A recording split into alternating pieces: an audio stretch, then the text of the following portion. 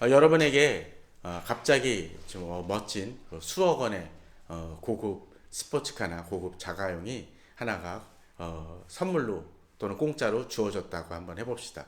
그것이 누구의 선물이건 간에 또는 갑자기 이벤트로 당첨이 되었건 간에 그런 상품을 받는다면 어떻게 하시겠습니까? 좋아하실 겁니다. 그리고 어떻게 할까요?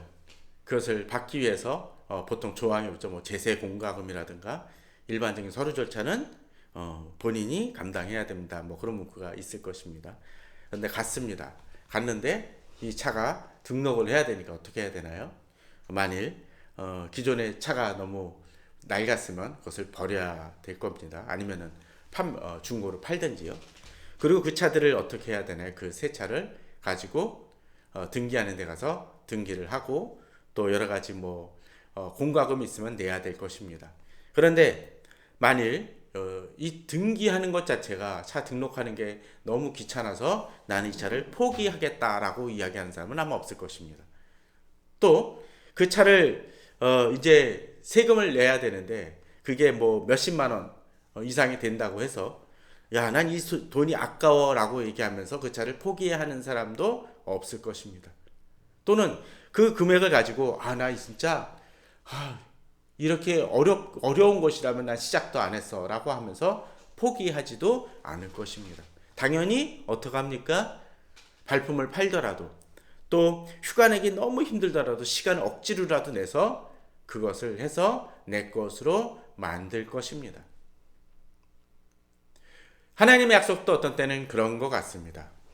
하나님이 우리에게 약속을 주시고 이러한 또 하나님의 뜻으로서 우리에게 분명한 비전을 보여주셨는데 그것은 분명히 이루어질 일인데 그럼에도 불구하고 어떤 때 그것이 그렇게 되어졌다고 해서 그 모든 여러 가지 실무적인 절차, 어쩌면 실제적인 일들, 우리가 그것을 내 것으로 이루기 위해서 치러야 될 여러 가지 일들이 있다라면 그 일들, 어쩌면 하나님의 약속과 하나님이 우리에게 주신 축복에 비하면 너무나 하찮고 작은 것임에도 불구하고 그것으로 인해서 우리들은 이제 이건 하나님 뜻이 아닌가 보다 또는 하나님이 내게 왜 이런 시련을 하면서 포기한다면 사실 앞서 고급차가 주어졌는데 그것을 여러 가지 세금 얼마 조금 더 낸다는 것 때문에 포기하는 어리석은 사람을 우리가 비판하는 것처럼 비난하는 것처럼 조롱하는 것처럼 어쩌면 우리도 조롱받아야 될 대상은 아닌지 생각해 보아야 될 것입니다. 우리가 10가지 재앙을 다루는 이유도 어떤 면에서 그렇습니다. 이스라엘 백성들에게 하나님은 출애굽하게 해 주실 것이고 약속의 땅을 주시겠다고 약속하셨습니다. 그 말씀을 믿고 또 모세가 이스라엘 백성들을 출애굽시킬 것이다 라고 하나님은 약속하셨는데 그리고 하나님은 몇 번의 바로가 불순종하고 거부할 것이다 라고 이야기하셨음에도 우리가 지난주까지 다뤘던 것처럼 4번째까지 재앙이 있음에도 불구하고 바로가 돌이키지 않자 만일 모세가 이젠 도저히 못하겠다라고 이건 하나님 뜻이 아닌가 보다라고 멈췄다라면 출애굽은 일어나지 않았을지 모릅니다. 아니 그런 것 같습니다. 모세를 통해서는 안 일어났지만 또 다른 사람을 통해서 하나님의 뜻은 성취되었을 것입니다. 하나님의 사람들은 몇 가지 장애물이 발생한다고 해서 물론 그 장애물이 당장은 내게 너무나 크고 어렵고 힘든 문제처럼 비춰질지 모르지만 하나님의 거대하고 정말 놀라운 약속에 비하면 또 우리 하나님이 그것을 극복하고 이길 것이라고 약속해 주셨다라면 그 장애물은 장애물이 될 수 없음을 우리는 알아야 될 것입니다. 또 반대로 바로의 입장에서 이미 여러 가지 어렵고 힘든 일들을 겪고 자기가 도저히 당해낼 수 없는 분임을 깨달았다라면 포기하는 것이 당연할 것입니다. 그래야 무언가 자기가 다시 살 수 있는 길이 열릴 것입니다. 그런데 본문을 보십시오. 아까 제목처럼 제가 뭐라고 얘기를 했나요? 심함과 완강함이라고 되어 있는데 오늘 본문을 보게 되면 심한 돌림병이 생겼다라고 얘기하고 있고 바로는 그에 대해서 완강하다고 되어 있습니다. 마치 그런 것 같습니다. 이 바로가 완강하니까 그것을 깨닫게 하기 위해서 하나님은 어떻게 합니까? 더 심한 것으로서 그들을 깨우치시기 위해 재앙을 내리신다는 거죠. 어떤 사람은 이런 것들에 대해서 불만족이다라고 믿지 않는 사람들은 얘기하지만 바로가 돌이켰다라면 이 재앙은 이렇게까지 심하지 않았을 것입니다. 마치 그런 거죠. 자동차가 굴러갑니다. 트럭이 하나가 운전대에 가는데 커다란 동아줄 하나가 있다고 쳐봅시다. 근데 어느 사람이 그것을 내가 저 차가 가는 거 원하지 않아 라고 이야기하면서 그 동아줄을 붙잡았다고 쳐봅시다. 줄 달리기 할 땐 그런 줄처럼요. 그리고 마침 발로 버틸 수 있는 지짐대가 있어서 그것을 붙잡고 늘어집니다. 결과는 어떨까요? 내가 멈출 수 있을까요? 아닐 것입니다. 차는 계속 갈 것이고 내가 만일 이 발을 디티면서 그건 버틸 수 있다라면 그 다음 벌어질 일은 무엇입니까? 아마도 그 밧줄이 내 손에서 빠져나가면서 어떤 일이 벌어질까요? 내 손은 다 까지고 상처를 입을 것입니다. 내가 부어잡으면 부어잡을수록 손은 다치고 더 버팅기면 잘못하다 끌려가서 그 줄을 놓지 않는다면 어떤 일이 벌어질까요? 계속적으로 나는 아스팔트나 돌에 의해서 큰 상처 아니면 죽음까지 갈 수도 있을 것입니다. 바로의 모습이 어떤 면에서 그런 모습을 지니고 있는 것 같습니다. 네 번째 재앙이 벌어졌음에도 불구하고 바로는 어떻습니까? 그의 마음을 완강하게 하여 보내지 아니하였다라고 이야기했습니다. 파리의 극심한 공격에도 불구하고 바로는 오히려 마음을 완강하게 했기에 이제 또 다른 하나님의 재앙이 임합니다. 그런데 그 이전에 하나님께서 모세에게 뭐라고 얘기하십니까? 바로에게 들어가서 그에게 이르라 히브리 사람의 하나님 여호와께서 말씀하시기를 내 백성을 보내라 그들이 나를 섬길 것이라. 바로가 완강하게 버티건 안 버티건 간에 하나님의 말씀은 어떻습니까? 약속은 변하지 아니하고 하나님의 언약은 이루어질 것임을 하나님은 분명히 말씀하고 계시다라는 것입니다. 그렇습니다. 세상이 하나님의 뜻에 대해서 저항하건 반대하건 간에 하나님의 뜻은 성취됩니다. 그러기에 우리는 거기에 대해서 흔들릴 이유가 없습니다. 타협할 것도 없습니다. 하나님의 약속을 붙들고 나아가면 됩니다. 문제는 뭡니까? 바로에게 이야기하는 것처럼 내가 만일 보내기를 거절하고 억지로 잡아두면 거절합니다. 세상 그렇긴 해요. 하나님의 약속이 분명하고 하나님의 뜻이 있다 할지라도 자기들이 마음에 안 들면 거절합니다. 그리고 바로는 어떻게 합니까? 억지로 잡아두면 이스라엘 백성을 잡아두면 억지로 잡아두면 마치 앞서 가던 자동차를 붙잡기 위해서 그 줄다리기 그 줄을 붙잡는 그런 어리석은 사람처럼 그렇게 하면 어떤 일이 벌어질까요? 잡아두면 잡아둘수록 손해보는 건 누구요? 자동차가 아니라 차가 아니라 바로 사람일 수밖에 없다라는 것이죠. 그럴 때 이제 어떤 일이 벌어집니까? 다섯 번째 재앙이 벌어집니다. 여호와의 손이 들에 있는 내 가축과 곧 말과 나귀와 낙타와 소와 양에게 더하리니 심한 돌림병이 있을 것이라고 하나님은 경고하십니다. 그의 완강함에 하나님은 더 심한 공격을 행하십니다. 그런데 한 가지 우리가 주목할 게 있습니다. 앞서 팔이나 이 같은 경우는 어떠했나요? 생기고 그것이 사람에게 붙고 가축에게 붙는다 할지라도 실제적으로 어떤 극심한 고통을 유발시키지는 않았을 것입니다.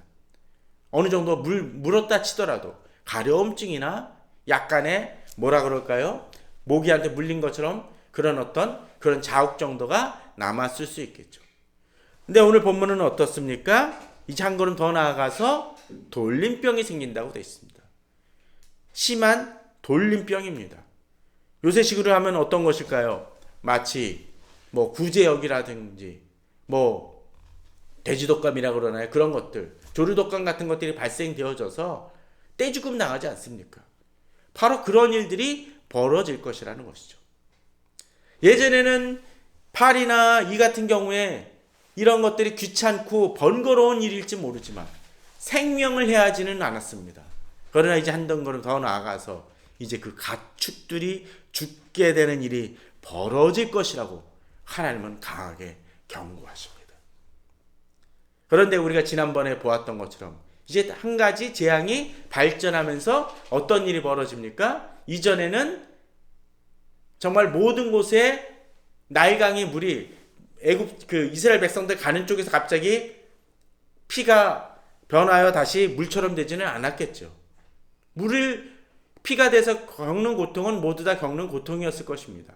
그러나 이 다섯 번째에서는 좀 더 발전을 해서 하나도 이스라엘의 가축과 애굽의 가축을 구별하느니 이스라엘에게 자손에게 속한 것은 하나도 죽지 않을 것이라고 되어 있습니다.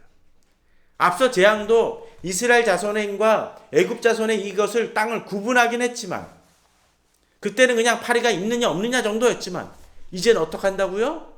가축이 죽고 안 죽고의 생사에 달린 문제로 귀결되어진다라는 것이죠.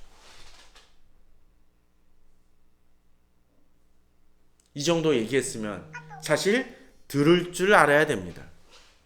깨달을 줄 알아야 됩니다.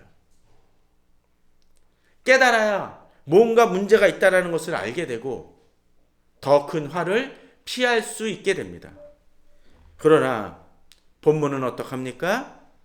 이제 하나님께서는 그 기한을 정하여 이것이 임할 것이다라고 얘기를 했는데 바로는 멈추지 아니하고 여호와께서 이튿날에 애굽의 모든 가축은 죽었으나 왜 모든 가축이라고 했을 때 그 과장법이라고 생각하시면 거의 될 것 같아요.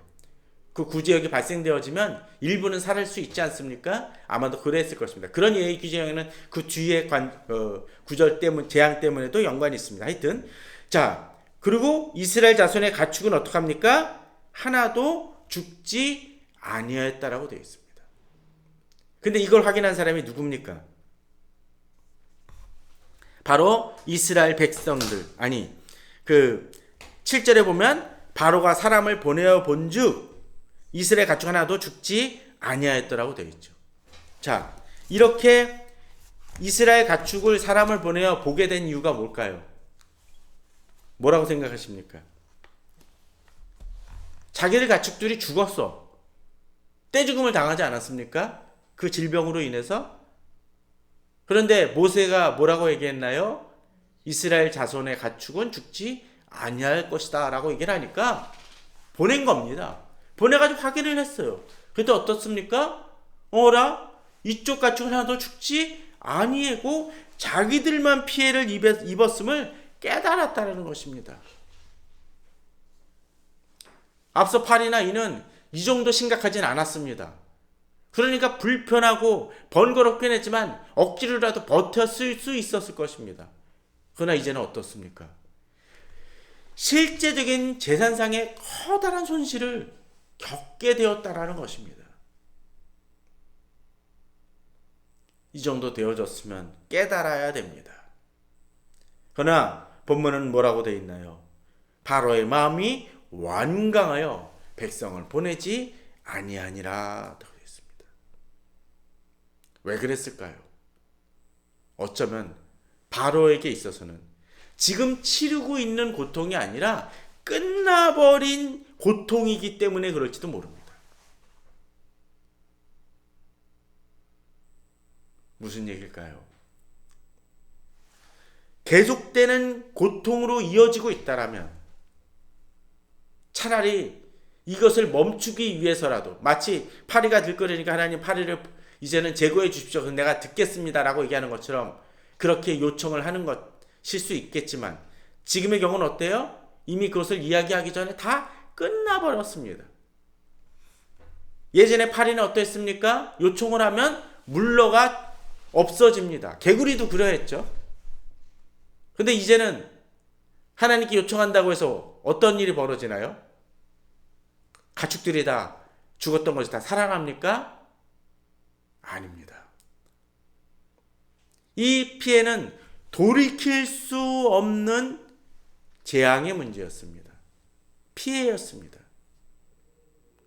그러다 보니까 아마도 바로는 이것이 치명적이긴 하지만 이제 끝나버린 사건이니까 이제 더 마음이 굳어져 있는 것 같습니다.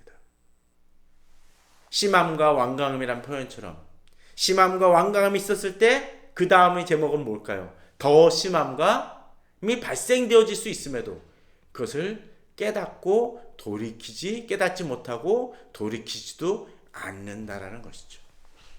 우리들의 마음이 그럴 수 있습니다. 마치 커다란 질병으로 인해서 암덩어리가 대개 발견되어졌을 때 수술을 합니다. 수술하고 난 다음에 이제 이거 떼어냈으니까 이제 내가 내 마음대로 살아가야지 라고 이야기하는 사람은 혹시 없을까요? 있을 수 있을 것 같습니다.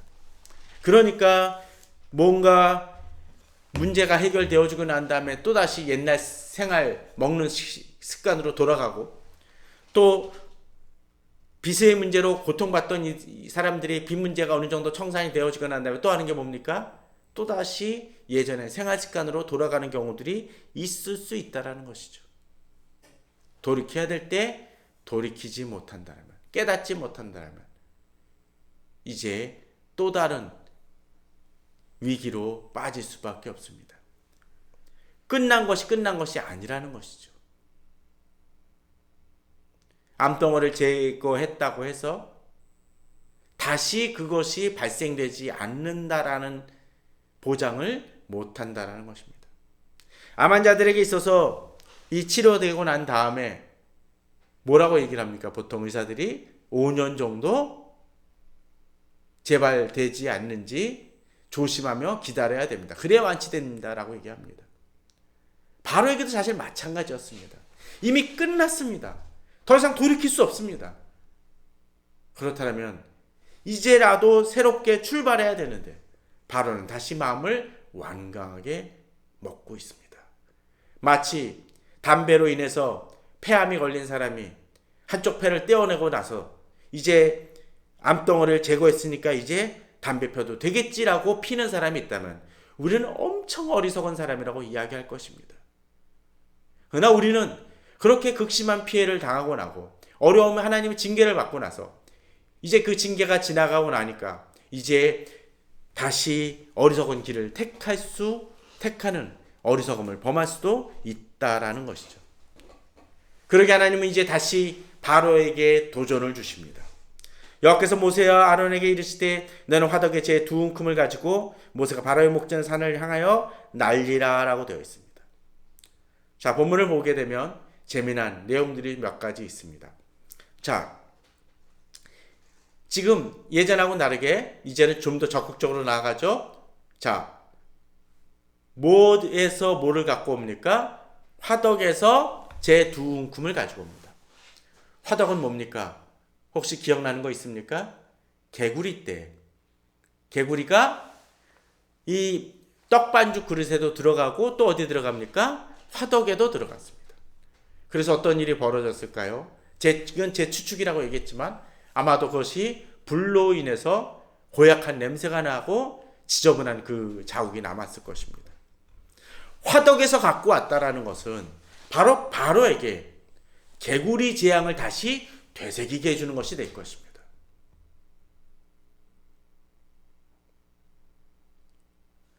바로에게 있어서 화덕은 어쩌면 아픈 상처와 두려움의 존재였을 것입니다. 그것을 되새기는 상흔과 같습니다. 더더군다나 이제 제 두 움큼을 가지고 옵니다. 티끌 같은 것이 이가 되어졌던 것처럼 이제는 그 재가 또다시 이 6번째 재앙의 근원이 되어짐을 봅니다. 더더군다나 이 재는 어느 정도입니까? 엄청나게 쌓인 것도 아니고 바로의 그 모세의 손에 들려진 두 움큼 정도입니다. 그런데 이것이 하늘에 뿌려지니까 작고 하찮고 예전에는 무시하고 아무것도 아닌 것이었던 것이 이제 엄청난 재앙으로 벌어지는 현상을 보여줍니다. 지금 우리나라가 겪고 있는, 아니 전 세계적으로 겪고 있는 많은 문제들이 그렇지 않습니까? 코로나도 여러분들 보신 적 있습니까? 확대된 그림 문화 맞죠? 본 적 있습니까?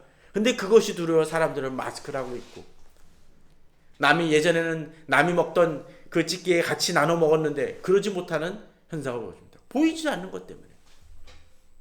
황사나 미세먼지도 그렇지 않습니까? 예전에 어렸을 때 학교에서 흙먼지 확 날리는데 그거 뒤집어 쓰면서 놀았습니다.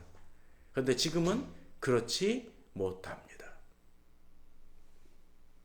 하찮은 것들이 지금은 우리를 위협합니다. 더더군다나 이 일을 누구 앞에서 행하죠?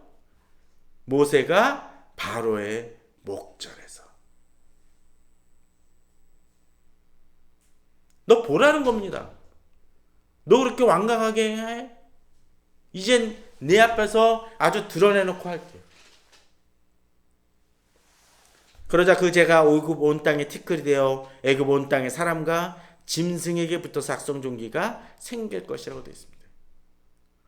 엄청난 돌림병으로 인해서 많은 가축이 이미 죽은 상태입니다. 얼마 안 남은 가축들입니다. 그런데 거기에 악성종기가 생깁니다. 얼마 전에 몇 달 전인가 그 뉴스 보신 적이 있을 겁니다. 닭발 하면서 닭발의 위생 상태가 안 좋아서 거기에 곰팡이가 쓸어서 그걸 되게 위생 상태가 불량이다 마다 얘기하면서 이것이 사람이 몸 어쩌고 저쩌고 얘기를 했습니다. 그런 것처럼 짐승에게 그런 것들이 생긴다라면 더더군다나 그것을 먹기는 아주 불편할 것입니다. 그런데 앞서 그 심한 돌림병은 어디까지 멈췄습니까? 짐승에게만 있었습니다. 근데 지금 거는 어떻게 돼요? 사람에게도 동일하게 임한다라고 되어 있습니다. 이제 그 재앙은 더 확산되어져 갑니다. 바로는 이 정도에서 내가 감당할 수 있어라고 생각했을지 모릅니다. 손실된 소나 양 같은 경우 이제 내년이나 내후년 또 새끼 나면 괜찮겠지, 외국에서 수입하면 되겠지라고 생각했을지 모릅니다. 그러나 이제 어떻게 됩니까? 남은 가축마저도 어려움을 겪게 되고 사람도 바로 이 악성 종기가 생겨서 어려움을 겪게 되는 모습을 보여줍니다. 깨닫지 못할 때 그 재앙은 더 강화됩니다. 그러나 12절은 이제 그의 마음이 더 완악해졌음을 보게 됩니다. 그리고 이 일은 어떻습니까? 여호와께서 모세에게 말씀하신과 같더라라고 되어 있습니다.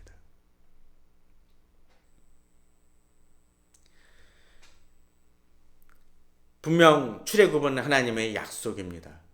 그러나 그 출애굽은 마치 자동차나 집을 소유하면 여러 가지 절차를 겪고 그 절차로 인해서 어떤 때 서류가 미비하면 다시 보충하고 채워나가야만 나의 집이 되는 것처럼, 내 집이 되는 것은 확실한 일이지만 그 절차를 치러 나가야 되는 것처럼 모세의 싸움은 계속 되어져야만 결국은 출애굽의 사건으로까지 이어지게 됩니다. 하나님의 약속은 분명합니다. 그리고 바로도 반발하고 거부하고 마음을 완강하게 할 것이라는 것도 분명합니다. 그러나 명백한 건 뭡니까? 바로는 하나님을 이길 수 없다라는 것입니다. 우리에게 그 믿음이 있어야 됩니다. 우리를 괴롭히는, 또 우리에게 대항하는 여러 가지 세상 세력들이 있습니까? 우리가 하나님의 뜻을 쫓아가지만 우리를 거부하는 여러 가지 문제들이 있습니까? 있을 수 있습니다. 그러나 그것을 두려워하지 마십시오. 하나님은 우리가 승리할 것이라고 이야기하고, 또 무엇보다도 궁극적으로 주 오실 때 우리는 하나님의 도성에 들어갈 하나님의 자녀라는 것을 분명히 약속해 주셨습니다. 그러기에 우리는 하나님의 방법대로 세상과 우리를 앞에 마음을 완강하게 하는 그 바로 앞에서 우리가 하나님 뜻대로 나아가면 될 것입니다. 지치지 마십시오.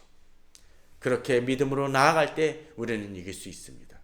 모세 앞에는 아직도 7번째, 8번째, 9번째, 10번째 재앙을 그 싸움을 치러 가야 됩니다.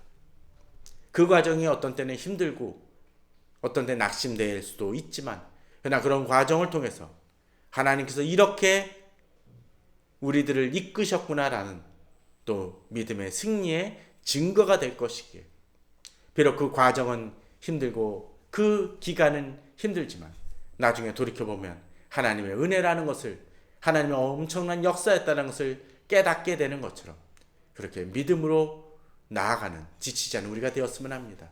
또 그것을 이루기 위해서 우리가 매일매일 귀티와 말씀 읽기와 기도를 통해서 또 하나님과의 관계를 놓지 않는 우리 성도님들 되시기를 주님의 이름으로 축원합니다.